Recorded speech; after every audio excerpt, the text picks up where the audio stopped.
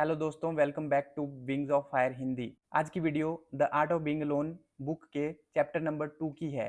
इस वीडियो को मैंने थोड़ा डिटेल में बनाया है, तो वीडियो थोड़ी लंबी हो सकती है, तो बने रहिए वीडियो में लास्ट तक, आपको बहुत कुछ सीखने को मिलेगा। तो चलिए शुरू करते हैं। Chapter number 2, the pain of hiding your true self. सबसे पेनफुल और स्कैरियस्ट थिंग इस दुनिया में शीशे में देखना और उस इंसान को नहीं पहचानना है जो आपको देख रहा है। ये झूठी उम्मीद कि कोई एक दिन मैजिकल तरीके से आएगा, और अजीब दिखने का डर हमसे वो चीजें करवाता है जिसको करने का हमारा कोई मन नहीं होता है। बचपन से ही हमने सीखा है कि जो बच्चा अकेला रहता है वो एक वियर्डो होता है। हम कभी नहीं चाहते कि कोई हमें चूज ना करे, तो हमें क्या करना चाहिए? हम शुरू कर देते हैं एक आइडियल वर्जन बनना जिसे सब लोग पसंद करते हैं। हम उन चीजों को हाँ करने में लग जाते हैं जिन्हें हम पसंद नहीं करते। हम इस तरह से ड्रेसअप करने लग जाते हैं जो अनकंफर्टेबल होता है और हमारे बजट से बाहर होता है। हम वो वर्ड बोलने लग जाते हैं जो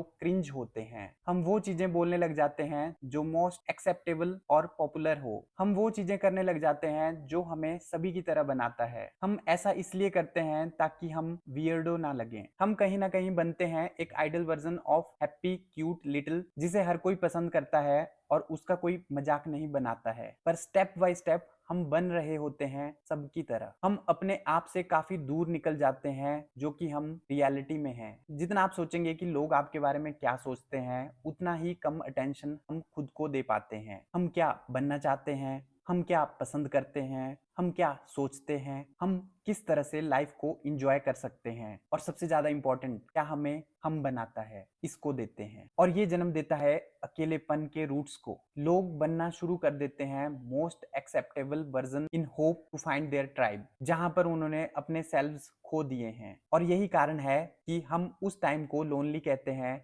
जिसे हम खुद के साथ बिताते हैं। पर रियल में अकेलापन तब नहीं है जब हमारे आसपास कोई नहीं होता है। असली अकेलापन तब है जब हम अकेले रहकर खुद को नहीं ढूंढ पाते। अकेलापन तब है जब हम खुद को खुद के अंदर नहीं ढूंढ पाते। उस टाइम जब आपको ये लगता है कि मैंने अपने रियल सेल्फ को खो दिया है, उस टाइम लोनलीनेस आपके अंदर घर बना देती है। ये सबसे वर्स्ट तरह का अकेलापन होता है, जहां पर आप लोगों के साथ होते हैं पर फिर भी आप लोनली फील करते हैं। ये इस तरह से है कि आप खुद को फील नहीं करते। ये शुरू होता है आपसे, जब आप बनने की कोशिश करते हैं जो आप नहीं हैं, क्योंकि आप चाहते हैं उसमें फिट होना, पर ये आपको अपने आप से नफरत करवाता है।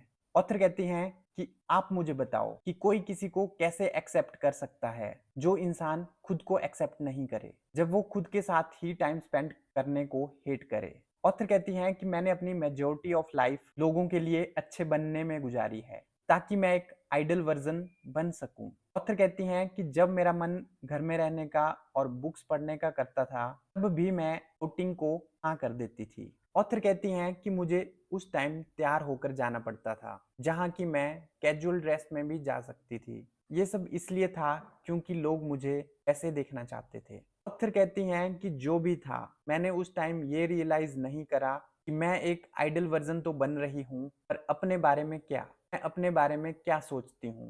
What are my opinion about myself, मैं क्या पसंद करती हूँ और क्या नहीं।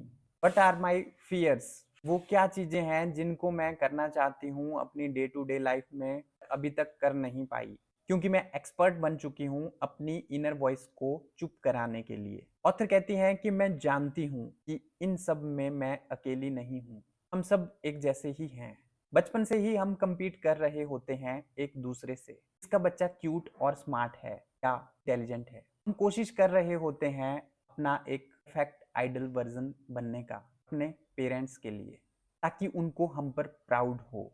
हम कोशिश कर रहे होते हैं कूल और फनी बनने का, ताकि हम कॉलेज के मोस्ट पॉपुलर ग्रुप का हिस्सा बन सके। हमारी रियल सेल्फ मैनर्स की लेयर्स में बहुत गहरी अंदर तक छिपी है। हम वो चीजें करते हैं जो कूल होती हैं, बजाय नई चीजें ट्राई करने के। ऑथर कहती हैं कि मैं बहुत सी नई चीजें ट्राई करने की कोशिश करना चाहती थी, पर मेरे पास टाइम ही नहीं होता था।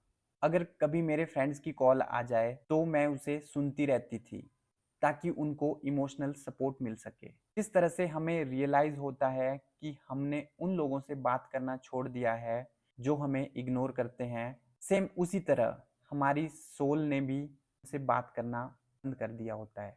और एक दिन जब आप अकेले होते हैं, आपके साथ कोई नहीं होता है, तब आपको अपने साथ टाइम बिताना पेनफुल लगता है। ऑथर बोलती हैं कि ऐसा इसलिए है क्योंकि आपके अंदर बहुत कुछ छिपा है। अगर आप उसको बैठकर ढूंढना चाहो तो सालों बीत जाएंगे, फिर भी आप अपने रियल यू को नहीं पहचान पाएंगे। इसलिए ऑथर बोलती हैं कि मैं कहती हूँ, there are some days when you miss yourself more than you have ever missed anyone else.